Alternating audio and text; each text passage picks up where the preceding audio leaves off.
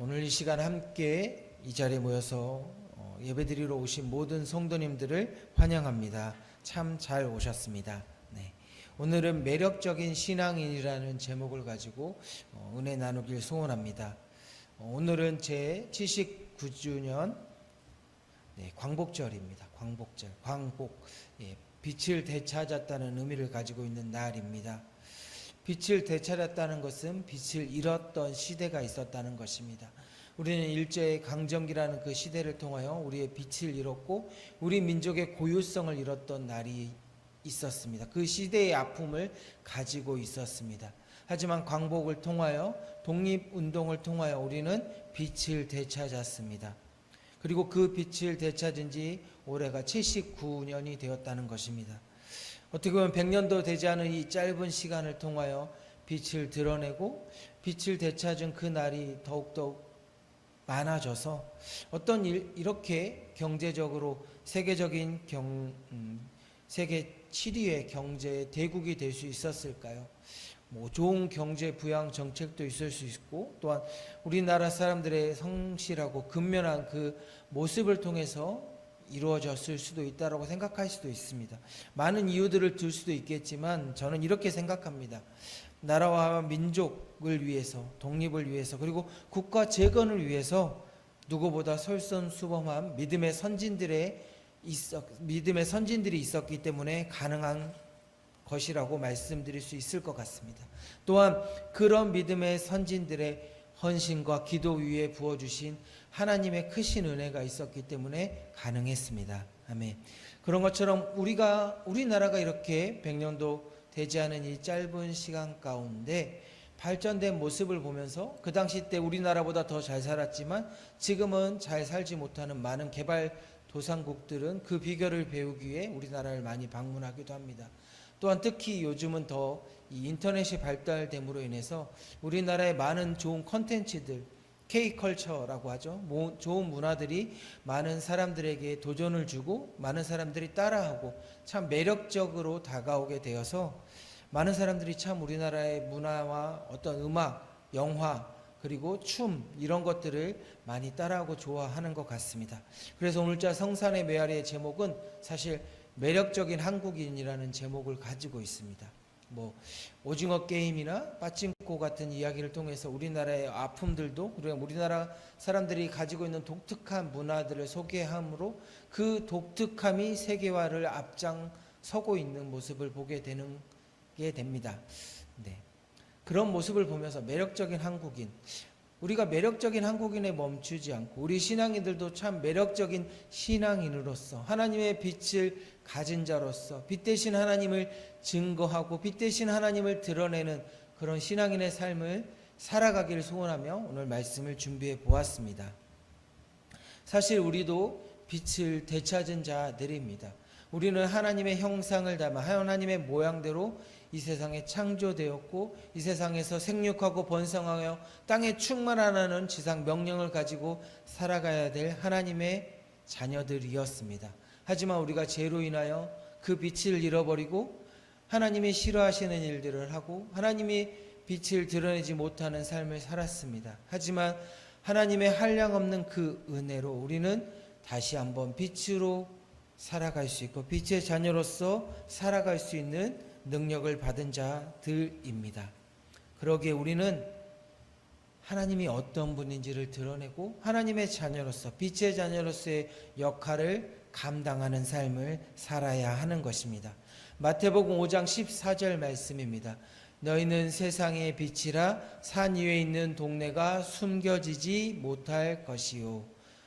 여기 나와 있는 것처럼 우리는 세상의 빛으로 부르셨다는 것입니다. 우리가 무엇인가 빛을 가지고 있을 만한 존재여서가 아니라 하나님의 한량없는 그 사랑을 통하여 빛을 드러내는 자, 빛을 비추는 자, 빛을 나타내는 자로 살아가게 하시겠다라고 분명히 말씀하고 있습니다. 여기 보면 산 위에 있는 동대가 숨겨지지 않는다라고 되어 있습니다. 숨기지 못한다라고 되어 있습니다. 빛은 눈에 보입니다. 어둠은 멀리 있어도 어두우면 보이지 않습니다. 하지만 작은 빛, 우리가 핸드폰을 가지고 작은 빛을만 보여도 여기 불이 꺼져 있고 제가 핸드폰만 들고 있어도 그 빛은 보입니다. 이런 것처럼 우리는 빛으로서 역할을 감당하기 위해 이 세상에 창조된 자이고, 또한 다시 한번 하나님의 은혜로 어둠에서 빛으로 불러내어져서 그 기이한 빛을 선포케 하는 자리에 세워진 자들이라는 것입니다. 빛은 사실 빛을 드러내는 삶, 마태복음 5장 15절 말씀입니다. 사람이 등불을 켜서 말 아래 두지 아니하고 등경 위에 두나니 그러므로 집안 모든 사람에게 빛이 있느니라. 여기 나와 있는 것처럼 등불은 어느 곳에 있든지 어떤 곳에 있든지 그 존재감을 나타내게 되어 있습니다. 그래서 사람들은 빛을 어디 위에 두냐면 등경 위에 둔다는 것입니다. 빛이 더 잘 드러날 수 있도록, 그 빛이 온 집안을 잘 비출 수 있도록 등경 위에 두는 것처럼 우리의 삶도 또한 마찬가지라는 것입니다. 우리는 빛으로서, 빛을 드러내는 자로서 살아갈 수 있고, 또한 그런 빛을 비추는 자로서의 삶을 감당하도록 만드신 하나님께서 우리를 말 밑이나 어떤 구석에 두지 아니하시고 사람들에게 빛을 드러내고 사람들에게 하나님을 드러낼 수 있는 자리로 우리를 세우시고 그렇게 만들어 가신다라고 말씀하고 계십니다. 그러기에 빛을 드러내는 삶, 매력적인 신앙인의 삶을 살아가시는 우리 모든 성산의 성도님들 되시길 축복합니다. 우리의 삶을 통해, 우리의 모습을 통해, 우리의 착한 행실을 통해 우리가 드러나는 삶이 아니라 우리를 빛으로 드러나게 하신 그 하나님께 영광 돌리는 삶을 살아가시길 축복합니다. 그렇게 우리의 모든 삶이 하나님의 영광을 드러내는 삶, 하나님의 찬양하는 삶, 영광을 드러내는 삶이 되시길 축복합니다. 오늘 우리가 같이 읽은 베드로전서 2장 말씀은 생명의 빛이신 예수님에 대한 이야기가 있습니다. 그 예수님을 버린 건축자들이 버린 돌로 여기는 사람과 그 예수님을 모퉁이 돌로서 건축의 제일 기초가 되는 것으로 삼고 그것에 건축자의 버린 돌이 아닌 건물의 모퉁이 돌로 기초가 되는 그 돌로 삼고 신령한 집을 세우는 자들, 이 두 사람이 나오고 있습니다. 생명 되시는 예수님을 그냥 버린 돌로 생각하여 넘어지고 그것에 걸림이 되어서 늘 예수님을 피하는 삶, 그러므로 인해서 넘어질 수밖에 없고 부딪힘을 받을 수밖에 없는 사람의 삶이 있지만, 우리 그 예수님을 생명으로 믿고 그 생명의 근원 되시는 예수님을 따라감으로 택하신 족속이요 왕같은 제사장의 삶을 사는 사람의 삶이 나와 있습니다. 오늘 본문 말씀인 베드로전서 2장 9절 말씀을 우리 다시 한번 같이 읽겠습니다. 그러나 너희는 택하신 족속이요 왕같은 제사장들이요 거룩한 나라요 그의 소유가 된 백성이니 이는 너희를 어두운 데서 불러내어 그의 기이한 빛에 들어가게 하신 이의 아름다운 덕을 선포하게 하려 하심이라. 아멘. 하나님이 우리를 택하셨다라고 말씀하고 있습니다. 그리고 왕같은 제사장의 직분을 주신다라고 말씀하고 있습니다. 그리고 거룩한 나라, 하나님의 나라를 삼으셨다라고 되어 있습니다. 그리고 그의 소유된 백성, 하나님의 소유가 된 백성의 삶을 살아가는 우리 모든 성도님들 되시길 축복합니다. 그러면 그 삶은 어떤 삶이냐면 그 빛을, 그 아름다운 덕을 선포하는 삶인 것입니다. 빛을 드러내는 삶, 빛을 드러냄으로 많은 사람들이 하나님이 어떤 분인지 알게 하는 삶, 그런 삶이 바로 매력적인 신앙인의 삶, 매력적인 크리스찬의 삶이다라고 말씀하고 있습니다. 그런 삶을 어떻게 살아가야 하냐면 에베소서 4장 1절에서 3절 말씀입니다. 에베소서 4장 1절에서 3절 말씀입니다. 에베소서, 잠시만요. 에베소서